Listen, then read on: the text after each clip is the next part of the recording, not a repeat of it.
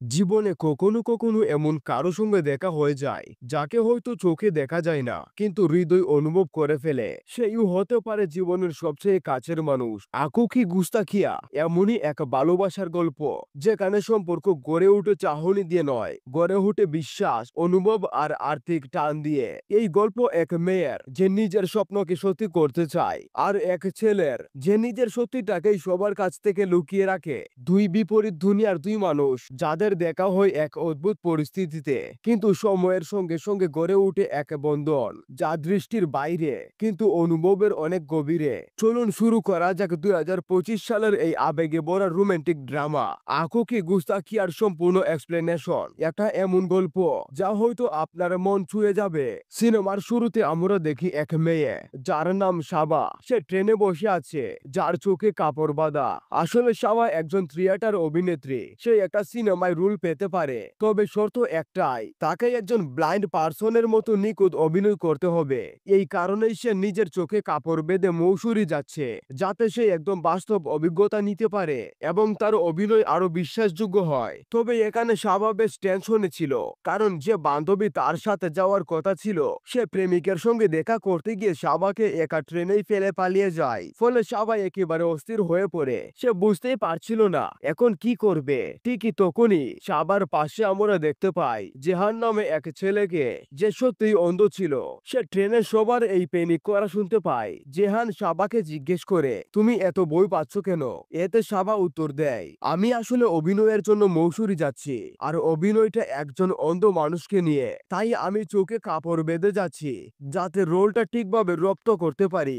এরপর সাবা সিদ্ধান্ত নেয়, যাই হোক না কেন আমি এই 2 সপ্তাহ চোখ খুলবো না, পুরো সময়টা অন্ধ মানুষের মতোই কাটাবো। এদিকে সাবা জেহানকে জিজ্ঞেস করে, তুমি কি করো? জেহান বলে, আমি একজন মিউজিশিয়ান, গান লিখি আর গাই।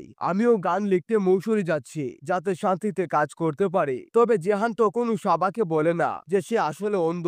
তারপর তারা দুজনে মৌসুরি পৌঁছায়। জেহানের একজন মানুষ যেখানে তাকে নিতে আসে সে সব সময় তার যত্ন নেয়। জেহানকে যেতে দেখে সাবা বলে, আমার ফ্রেন্ড তো আমাকে একা ফেলে পালিয়েছে, তুমি কি আমাকে তোমার হোটেলের ওই একই জায়গায় একটা রুম ঠিক করে দিতে পারো? প্রথমে জেহান না করে দেয়, কিন্তু পরে রাজি হয়ে যায়। তারপর তারা দুজনে জেহানের সার্ভেন্ট চৌকিনাল এর সঙ্গে হোটেলে পৌঁছে যায়। এত লম্বা সফরের পর সাবার মনে হতে থাকে যে জেহান একজন ভালো মানুষ। ওরা অনেক কথাও বলে। হোটেলে পৌঁছে জেহান যখন সাবার জন্য রুম চায়, হোটেলে ম্যানেজার বলে এই মুহূর্তে কোনো রুম ফাঁকা নেই এবং আশেপাশেও কোথাও রুম পাবেন না। তখন ম্যানেজার প্রস্তাব দেয়, আপনারা চাইলে সামরিকভাবে একসাথে রুমে শেয়ার করতে পারেন, কয়েকদিন পর রুম ফাঁকা হলে জানিয়ে দেব। জেহান স্পষ্ট না করে দেয়, না, আমি একাই থাকতে চাই, আমি শান্তিতে থাকতে চাই, কারোর সাথে রুম শেয়ার করব না। কিন্তু সাবার অবস্থা দেখে শেষমেশ জেহান রাজি হয়ে যায়। এ বেচারি এখন কোথায় যাবে? এরপর তারা রুমে ঢুকে, আর তখন চৌকিনাল ওদের এক ভয়ঙ্কর গল্প শোনায়। বহু বছর আগে এক ইংরেজ তার স্ত্রী আর সন্তানদের হত্যা করে এই হোটেলের মাটিতে কবর দিয়েছিল। তখন চৌকিনাল বলে, এই হোটেলে আজও সেই ইংরেজ বউয়ের আত্মা ঘুরে। এই কথা শুনে জেহান তো এসে উড়িয়ে দেয়, কিন্তু সাবা ভীষণ ভয় পেয়ে যায়। রাতের বেলা জেহান ঘুমাচ্ছিল, তখন হঠাৎ সাবা আসে জেহানের বেডে আর বলে, আমি এত ভয় পেয়েছি যে ঘুম আসছে না, আমি কি এখানে তোমার পাশে একটু শুয়ে থাকতে পারি? তখন জেহানও সম্মতি দেয়। পরের দিন সকালে সাবার বাবার ফোন আসে। তিনি সাবার প্রস্তুতির খবর নেন। সাবা বলে, হে বাবা, আমার প্রস্তুতি ভালোই চলছে। তারপর সে চিকেনে গিয়ে নিজের জন্য কফি বানাতে চায়। অনেক কিছু পড়ে গেলেও সে কোনোভাবে কফি বানিয়ে ফেলে, কিন্তু সে গ্যাস বন্ধ করতে ভুলে যায়। এই গ্যাসের গন্ধ পেয়ে জিয়ান দ্রুত ছুটে এসে গ্যাস বন্ধ করে দেয় এবং সাবাকে কড়াভাবে বলে, তোমার এই পাগলামের জন্য আজ আমরা দুজনেই মারা যেতাম। এই শুনে সাবা চুপচাপ হয়ে যায়, তার মন খারাপ হয়ে যায়। এরপর চৌকিনাল এসে বুঝে দুজনের মধ্যে ঝামেলা হয়েছে, তাই সে তাদের একটু বাইরে ঘুরতে নিয়ে যায়, যাতে তাদের মন হালকা হয়। বাইরে বসে দুজন তাদের ফ্যামিলি নিয়ে কথা বলতে থাকে। জেহান বলে, আমার মা বাবা আর বেঁচে নেই, এক ভয়ঙ্কর অ্যাক্সিডেন্টে তারা মারা গেছেন, আমি শুধু বেঁচে গেছি। এই কথা শুনে সাবার মন গলে যায়। তবে জেহান এখনো সাবাকে বলে না যে সে অন্ধ। তার মনে হয় যদি বলি আমি ব্লাউন, তাহলে সাবা আমাকে করুণা করবে, ভালোবাসা নয়। তারপর তারা হোটেলে ফিরে আসে। এর পরের দিনগুলোতে তারা একসাথে বিভিন্ন জায়গায় ঘুরতে যায়, গান শুনে হাসে মজা করে। জেহান তার লেখা গান সাবাকে গেয়ে শোনায়। সাবা মুগ্ধ হয়ে যায়। একদিন হোটেলে একটা পাখি নাকি ঘরে ঢুকে পড়ে আর সাবা বই পেয়ে চিৎকার করতে থাকে। জেহান তখন স্নানে যাচ্ছিল, সে পাখিটা তাড়াতে গিয়ে সিঁড়িতে উঠে পড়ে। এই সময় তার টাওয়েল খুলে পড়ে যায়। যখন এই ঘটনা সাবা জানতে পারে সে খুব হাসতে থাকে। সে মজা করে বলে, আজ তো তোমায় দেখে নেব। এই বলে জেহানকে চেপে ধরে দুজনের কোন শুটিতে একে অপরের খুব কাছাকাছি চলে আসে, এমনকি তাদের মধ্যে এক কিছু হয়ে যায়। সাবা তখন নিজেও বুঝে ফেলে সে জেহানকে ভালোবেসে ফেলেছে, তাই জেহানকে থামায় না। তবে হঠাৎ জেহান বলে বসে, আজ যা হলো সেটা বলছিল, আমাদের মধ্যে এটা ভুলে যেতে হবে। এই শুনে সাবা ভাবে হয়তো জেহান আমাকে পছন্দ করে না, তাই সে এসব বলছে।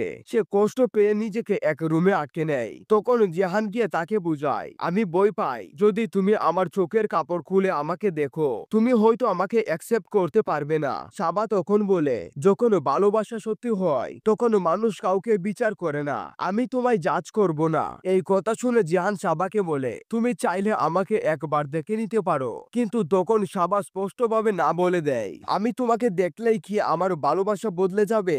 না, আমার অনুভব একই থাকবে।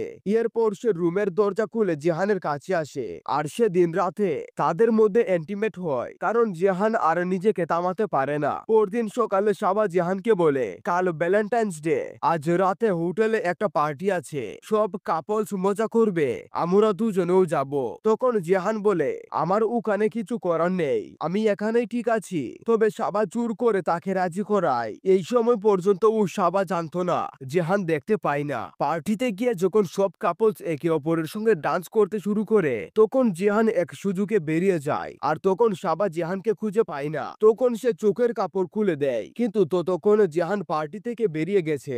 অন্যদিকে আমরা দেখি জেহান একা হাঁটতে হাঁটতে মনে মনে বলছে, যেদিন সাবা জানবে আমি হন্দ সেদিন সে নিজেই আমাকে ছেড়ে দেবে, তাই আমি আগে থেকে দূরে চলে যাচ্ছি।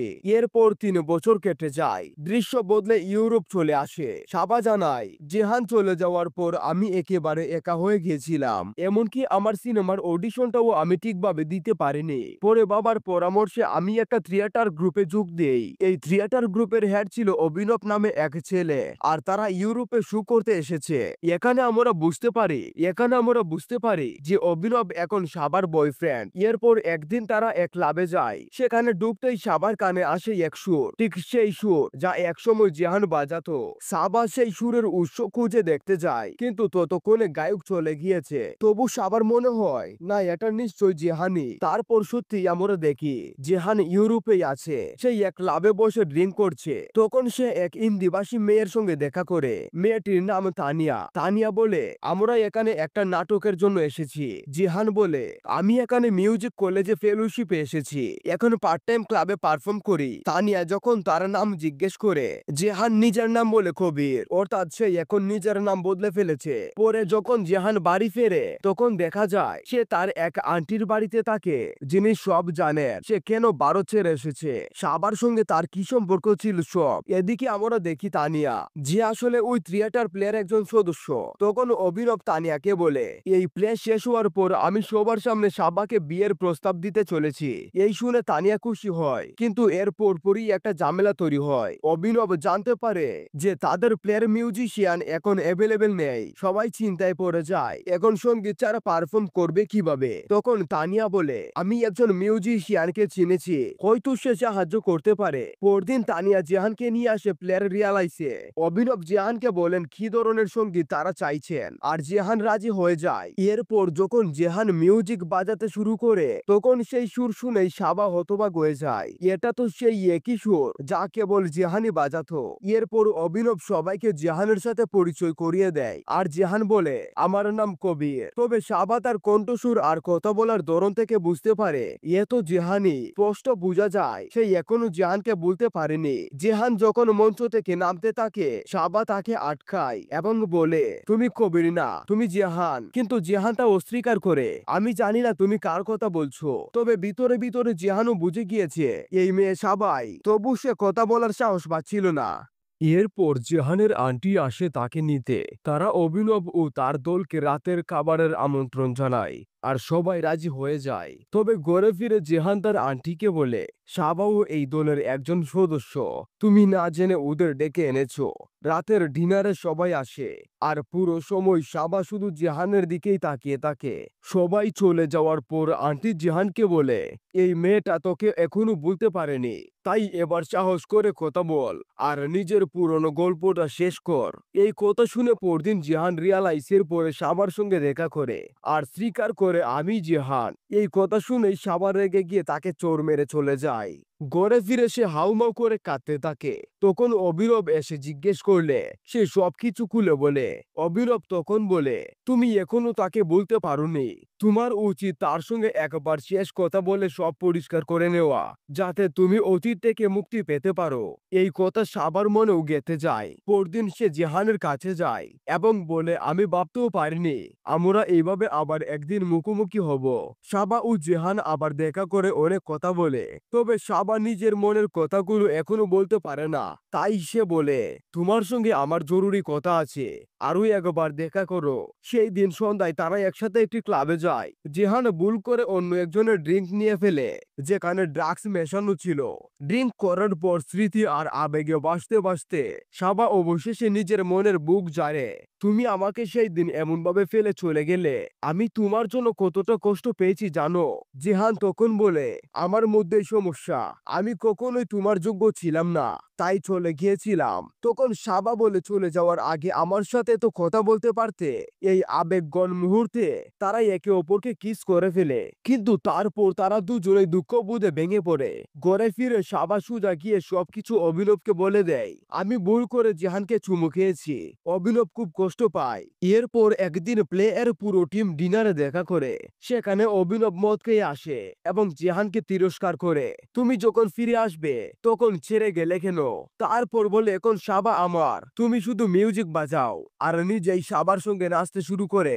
পরদিন প্লে এর আগে জিয়ান সাবার কাছে আসে। সে বলে, আমি তখনও তোমাকে ভালোবাসতাম, আজও বাসি। তোমায় ছাড়া বাঁচতে পারছি না, কিন্তু আমরা এক হতে পারি না, তাই আমি চিরতরে চলে যাচ্ছি। সাবা কাঁদতে থাকে আর জিহান চলে যায়। এই কটুপোক্তন অভিনব শুনে ফেলে সে এরপর সাবাকে স্টেজে নিয়ে গিয়ে প্রপোজ করে, তবে সাবা কিছু বলে না। তখন অভিনব নিজেই বলে, তুমি এখনো জিহানকে ভালোবাসো, তাই আমাদের একসাথে থাকা সম্ভব নয়, যাও ওর কাছে যাও। সাবা ছুটে যায় জিহানের কাছে। আন্টির কাছে গিয়ে জানতে পারে জিহান তো এখন ইউকের ট্রেনে উঠে গেছে। সে সব ট্রেন খুঁজে দেখে, কিন্তু জিহানকে পায় না। ট্রেন চলে যায়। তখনই হঠাৎ পেছন থেকে এক পরিচিত গলা। জেহান। সে ট্রেন থেকে নেমে এসেছিল, কারণ সাবার কণ্ঠস্বর শুনে ফেলেছিল। তখন সাবা বলে, তুমি দেখতে পাও বা না পাও তাতে আমার কিছু যায় আসে না। আমি তোমাকে ভালোবাসি কারণ তুমি, তোমার মন, তোমার সত্তা, সেটাই আমার ভালোবাসা। আর ঠিক তখনই এই দুই হৃদয় আবার এক হয়ে যায়। এখানেই এই সিনেমার শেষ। বন্ধুরা, এখন বলি আমার ছোট্ট রিভিউ। এই সিনেমা আমার মতে একদমই অসহ। বলিউডের হাতে মনে হয় ভালো স্ক্রিপ্টের বাড়ার ফুরিয়েছে। গল্পটা এতটাই বাচ্চামোপূর্ণ, কোনো মাথা নেই পা নেই। আর দুই অভিনেতার অভিনয় দেখে মনে হচ্ছিল কে কার থেকে খারাপ অভিনয় করতে পারে তার প্রতিযোগিতা চলছে। তবে আপনাদের কি মনে হলো কমেন্টে জানাবেন। আর পরের বার কোন সিনেমা এক্সপ্লেন করব সেটাও লিখে জানিয়ে দিন। ভিডিওটি ভালো লাগলে লাইক দিন, শেয়ার করুন আর সাবস্ক্রাইব করতে ভুলবেন না।